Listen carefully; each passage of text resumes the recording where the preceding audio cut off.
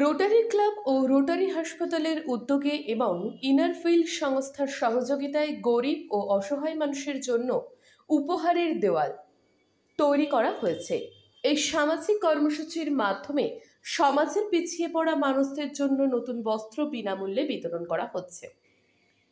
বিগত 4 বছর ধরে এই সংস্থাগুলি ধারাবাহিকভাবে এই ধরনের উদ্যোগ নিয়ে আসছে এবং এবছর এই কর্মসূচি ৫ম বছরে পদার্পণ করল। এবারে প্রায় ১,০০০ মানুষের মধ্যে নতুন বস্ত্র বিতরণের পরিকল্পনা গ্রহণ করা হয়েছে। কেমন কেমন শাড়ি নিলে? পছন্দ হয়েছে শাড়ি?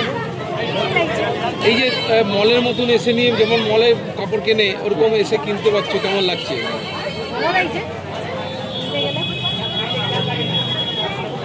কি নাম? এই উদ্যোগে শুধু বস্ত্র দান নয়, বরং মানবিকতার এক উজ্জ্বল দৃষ্টান্ত, যেখানে সমাজের বিভিন্ন স্তরের মানুষ একে অপরের পাশে দাঁড়াচ্ছে। উদ্যোক্তাদের পক্ষ থেকে জানানো হয়েছে, ভবিষ্যতে এই কর্মসূচি চালিয়ে যাওয়া হবে এবং আরও বৃহৎ পরিসরে তা আয়োজনের পরিকল্পনা রয়েছে। আমরা এই উদ্যোগটা গত 4 বছর ধরে চালাচ্ছি। এটা আমাদের ৫ম উদ্যোগ আছে নিকিকি দিবার। এটা আমরা পুরুলিয়ায় করেছি, যেমনি মলে কনসেপ্টে করেছি। যেমনি সবাই তো মলে গিয়ে পারচেজিং করে, কিন্তু গরিব লোক মলে যেতে পারে না। কিন্তু আমরা এটা মলের মতন সাজিয়ে দিতে যা নিজের মতন পছন্দ কাপড়, জামা, খেলনা, কম্বল নিতে পারে।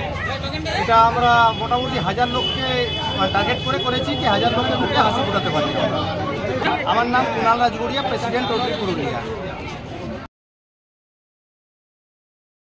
Bureau report, Sangbad Bangla 24x7।